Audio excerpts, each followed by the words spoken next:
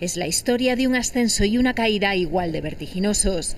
Elizabeth Holmes fundó su empresa con 19 años. Con 30 su rostro copaba portadas, recibía premios, era un icono, la millonaria más joven hecha a sí misma.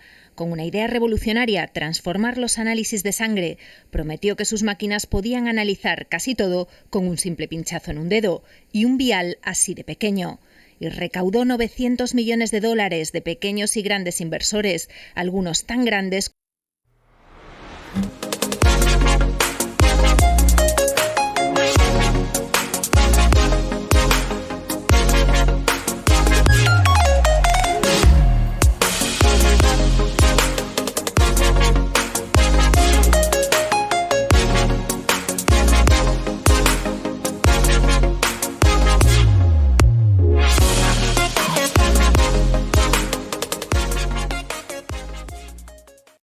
Elizabeth Holmes.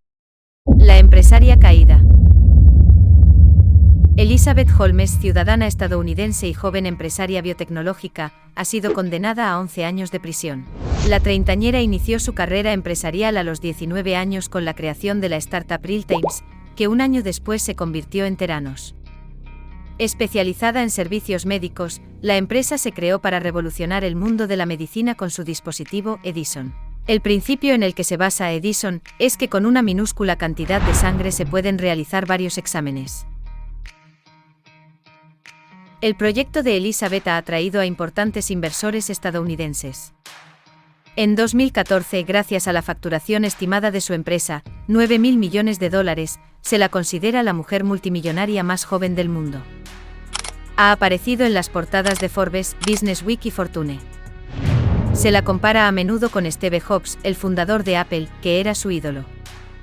Solía vestir como él, con cuello alto negro y pantalones negros ajustados. A principios de la década de 2010 se la conocía como la Steve Jobs con falda.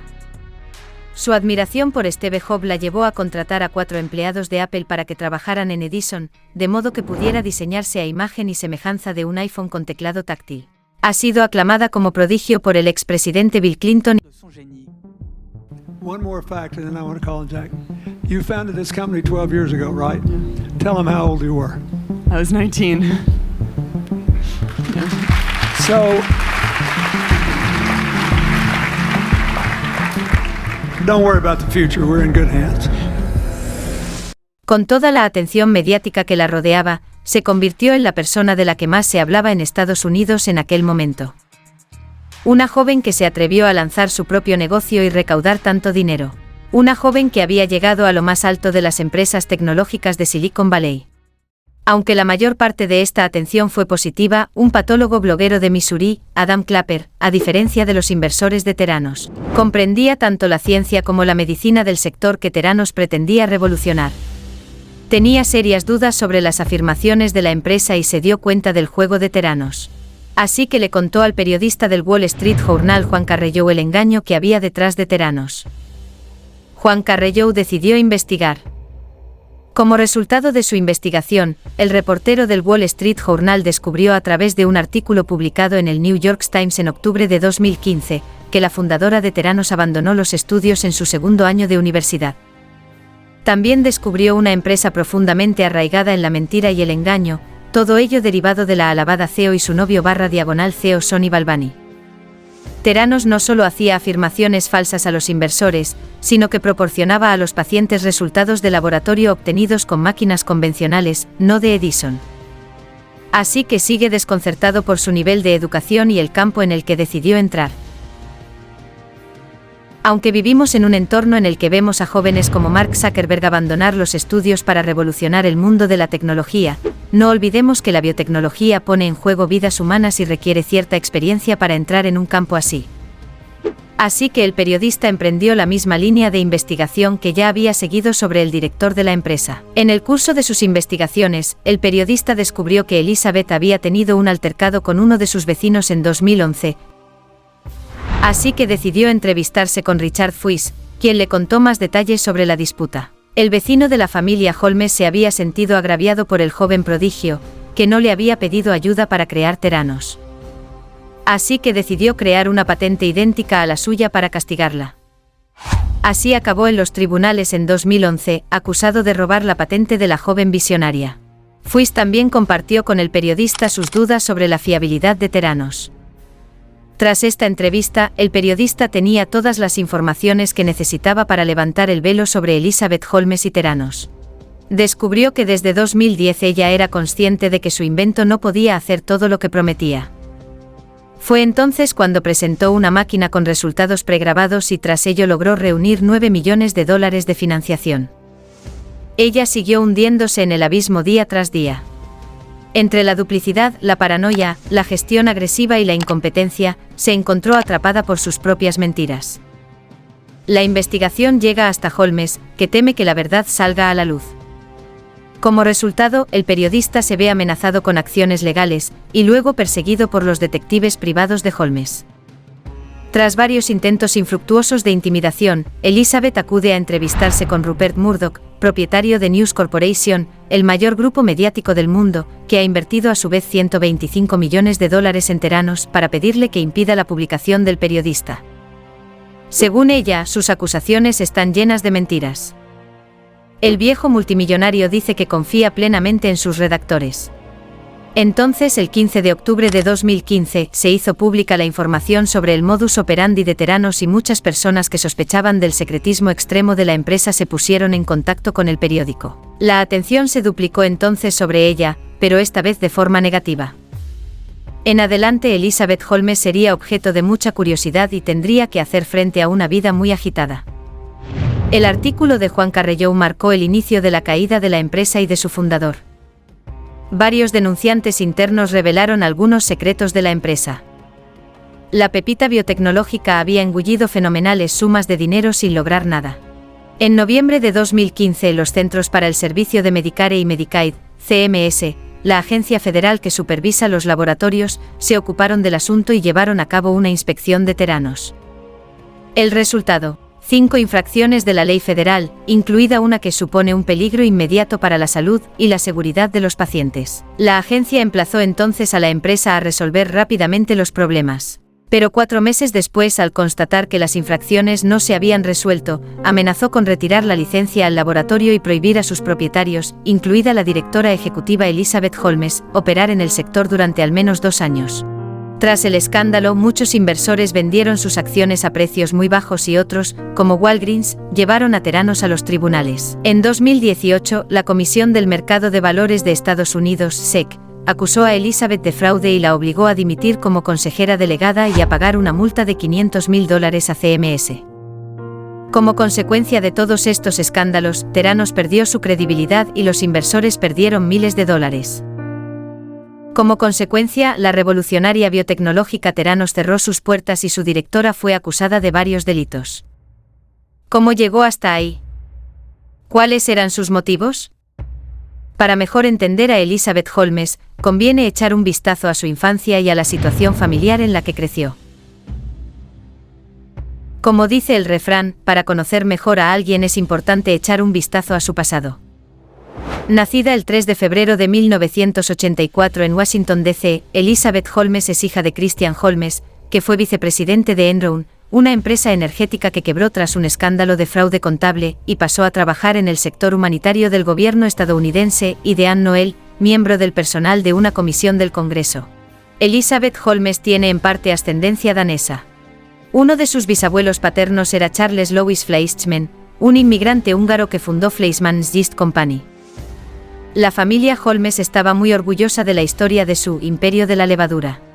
No dejaban de suspirar por haber sido una de las familias más ricas de Estados Unidos, y Elizabeth los imitó desde muy pequeña. Estudió en el St. John's School de Houston, donde se graduó con matrícula de honor.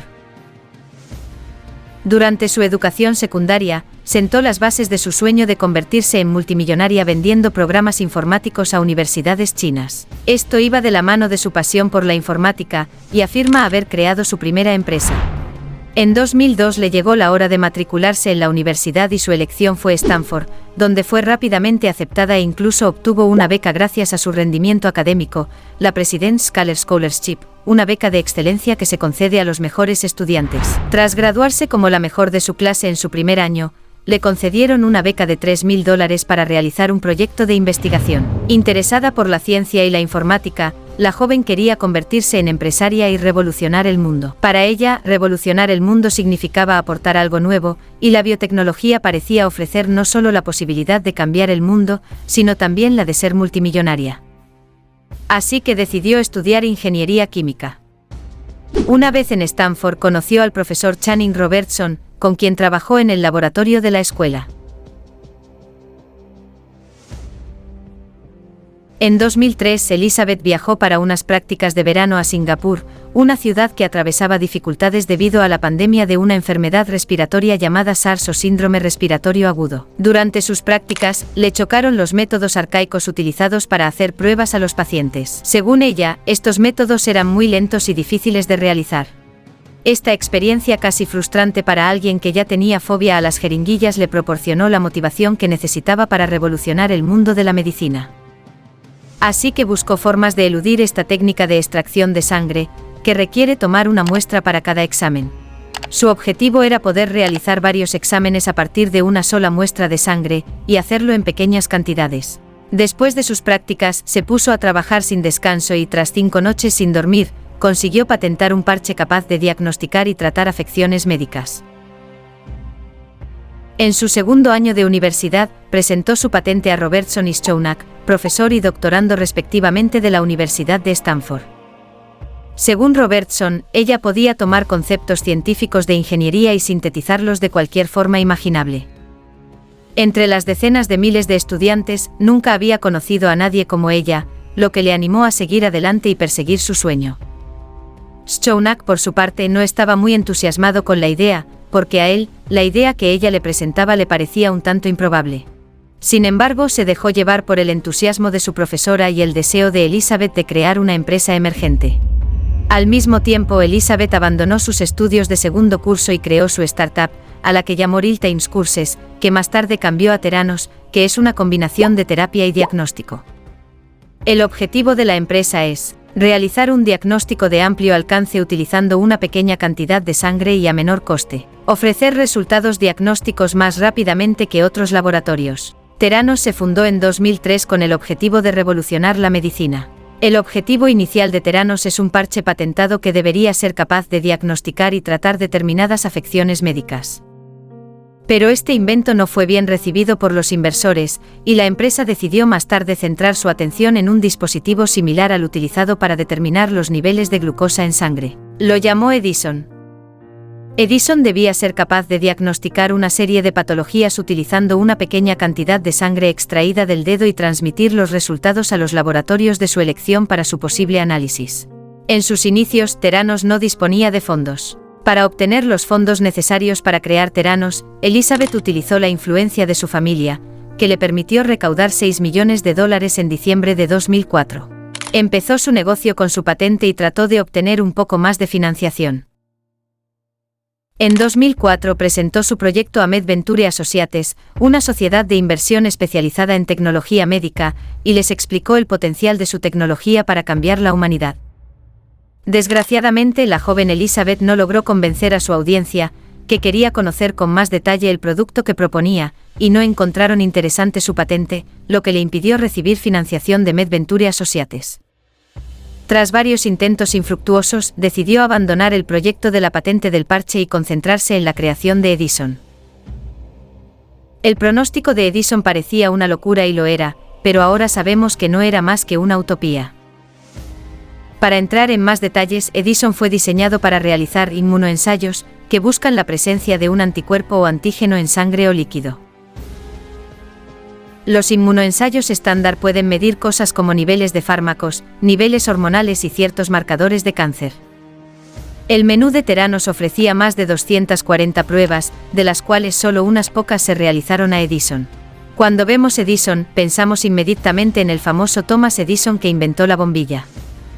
Entonces, ¿por qué el nombre de Edison para el invento de Theranos?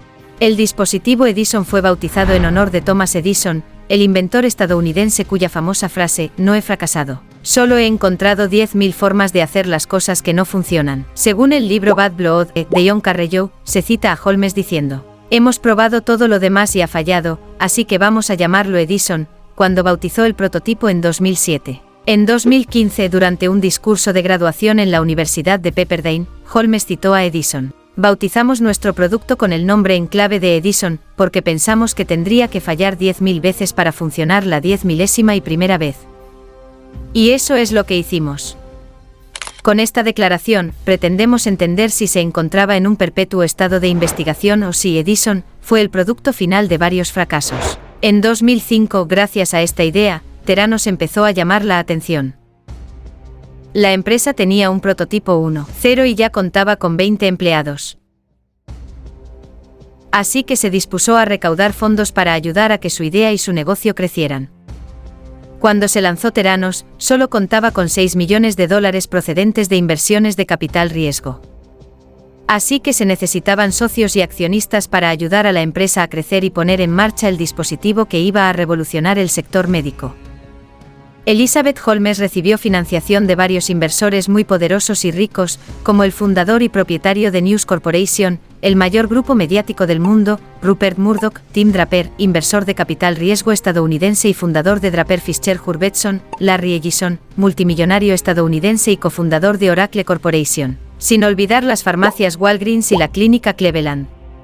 ¿Cómo convenció la joven a gente tan importante e inteligente?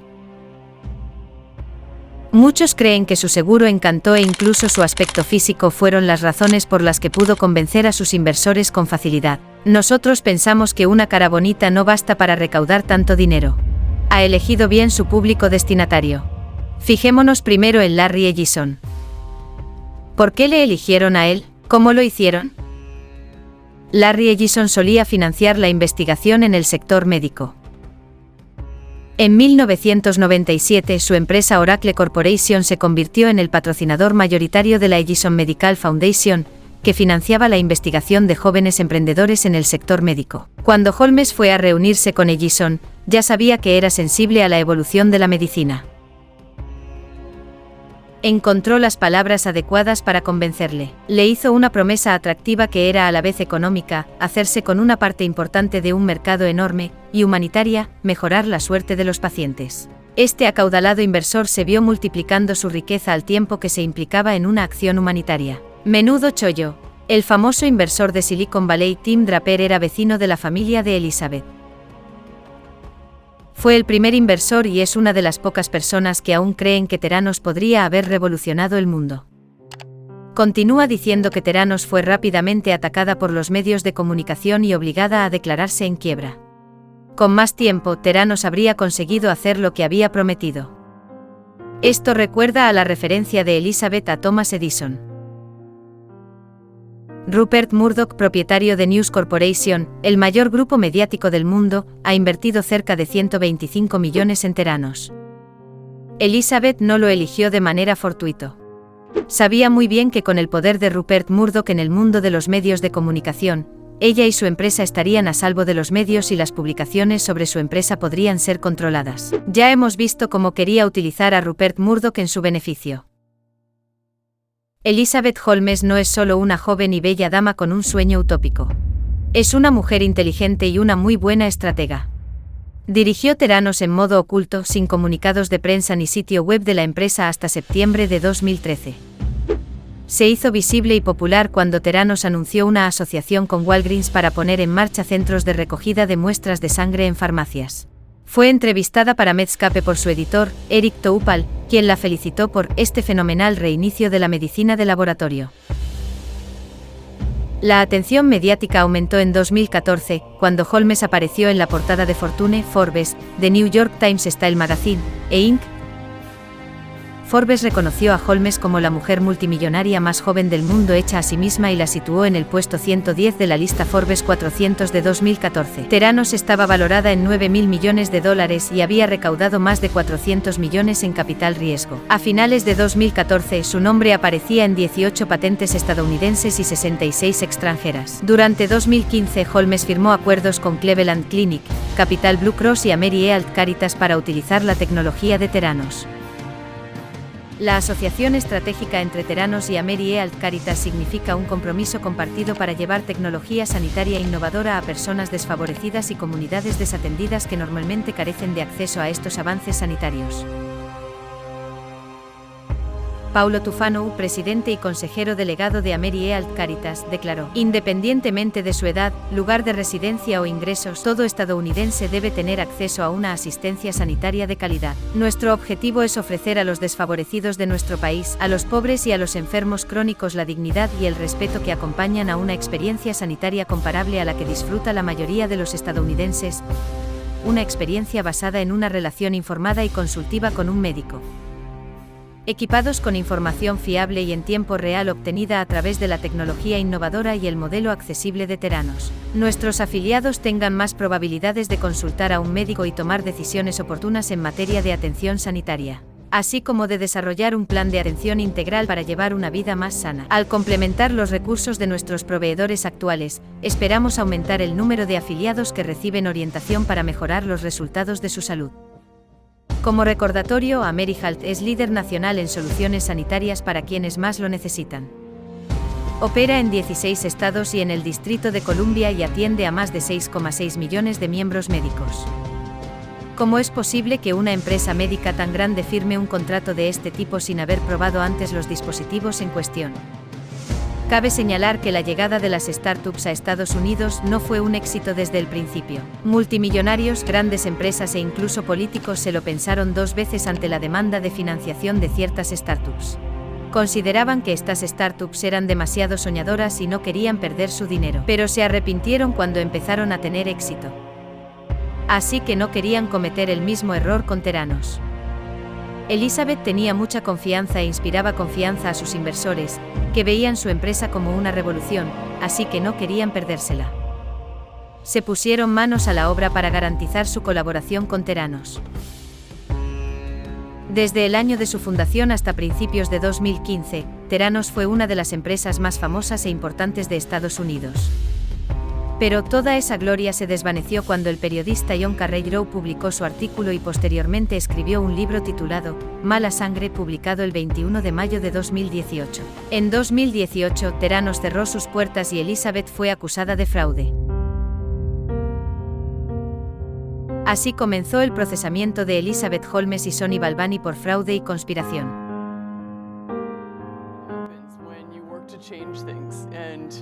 First they think you're crazy, then they fight you, and then all of a sudden you change the world. And I have to say, I personally was shocked to see that the Journal would publish something like this when we had sent them over 1,000 pages of documentation demonstrating that the statements in their piece were false. But we're doing things differently and we're working to make a difference, and that means people raise questions, and that's okay. Antes de continuar, echemos la vista atrás para recordar las acciones de Balbani, que era solo su segunda en la empresa. En 2009 el Consejo de Administración de Theranos se dio cuenta de que Elizabeth Holmes era incompetente en materia de biología y máquinas médicas y le pidió que dimitiera de su cargo para contratar a alguien con más experiencia en el ámbito sanitario. Elizabeth consiguió convencerles de que contrataría a un segundo al mando para que se encargara de los asuntos cotidianos de la empresa. Así que llamó a su novio, al que había conocido en Singapur 7 años antes. Él tampoco tenía experiencia en este campo. A partir de aquí comprendemos que el engaño estaba bien organizado y que ella sabía exactamente lo que hacía. Necesitaba a alguien que no le hiciera preguntas sobre cómo funcionaba su negocio. Alguien que la ayudara en sus artimañas. Balbani se incorporó a Theranos ese mismo año y los empleados lo consideraban un paranoico. Era intrusivo, intransigente, exigente y muy preocupado por el espionaje corporativo. Bajo su vigilancia, los empleados eran vigilados, sus correos electrónicos controlados, sus llamadas telefónicas intervenidas. Justificaba su paranoia diciendo que Edison era la máquina del futuro y no quería que los laboratorios rivales robaran sus fórmulas. Además, era famoso por torturar a sus empleados, obligándoles a trabajar sin descanso, y también destacaba por sus despidos improcedentes. Sin embargo, solo tomaba precauciones para que sus mascaradas no salieran a la luz.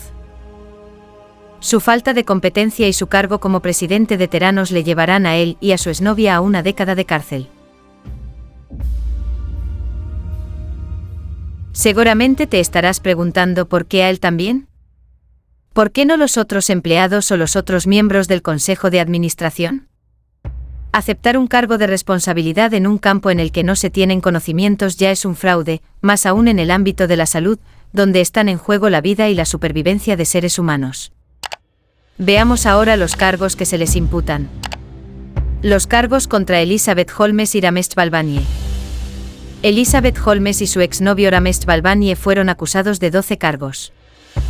10 cargos de fraude y 2 de conspiración para defraudar.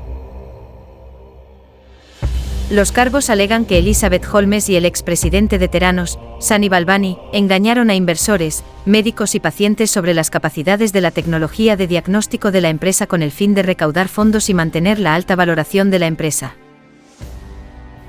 Los cargos también incluyen alegaciones de que tergiversaron las asociaciones y los contratos comerciales de la empresa. Durante el juicio, testigos formados por antiguos empleados declararon que la tecnología de Theranos distaba mucho de ser fiable y que la empresa había utilizado máquinas de otros fabricantes, como Siemens, para realizar análisis de sangre, en lugar de desarrollar su propia tecnología. También afirmaron que los resultados de los análisis de Theranos eran a menudo incoherentes y que la empresa había falsificado datos para ocultar sus problemas. Está claro que la historia de Theranos y Elizabeth Holmes ha tenido un impacto significativo en la industria sanitaria y en el mundo empresarial en general.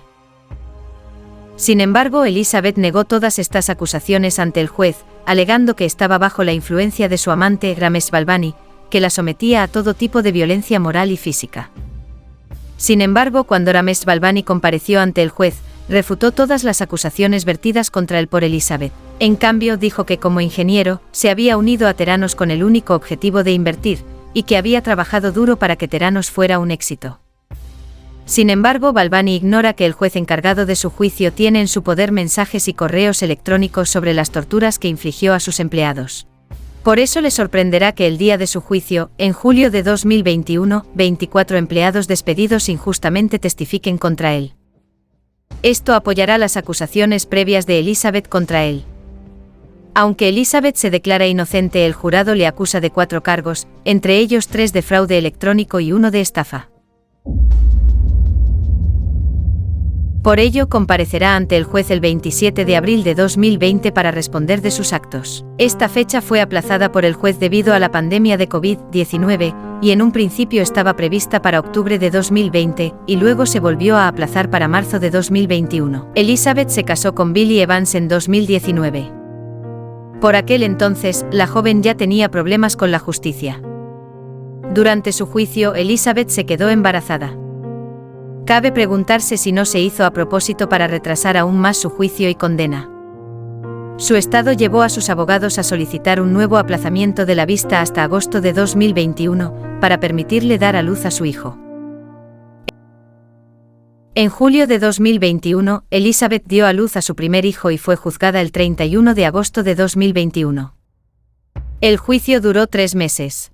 En enero de 2022, Elizabeth Holmes fue condenada a 11 años de prisión y a pagar una multa de $135 millones por daños y perjuicios. El juicio de Balvanie tuvo lugar en julio de 2021 y se le acusó de 7 cargos. Por ello fue condenado a 13 años de prisión. ¿Por qué la condena de Ramesh Balvanie es mayor que la del fundador de Theranos, que creó la empresa fraudulenta? Creemos que el maltrato de Balvanie a sus empleados fue un factor en su condena. No respetaba los derechos de los trabajadores.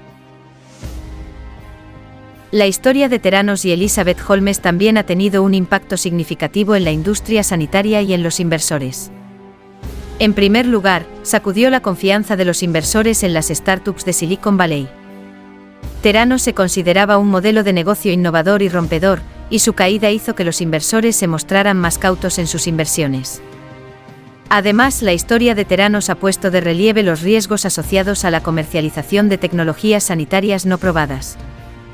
Las pruebas de diagnóstico son un ámbito extremadamente delicado, en el que la fiabilidad y la exactitud de los resultados son esenciales. La historia de Theranos ha demostrado que las empresas que prometen resultados rápidos y baratos sin someter su tecnología a pruebas rigurosas pueden poner en peligro la salud de los pacientes y la credibilidad del sector. Por último, la historia de Theranos ha dado lugar a importantes acciones legales contra la empresa y sus directivos.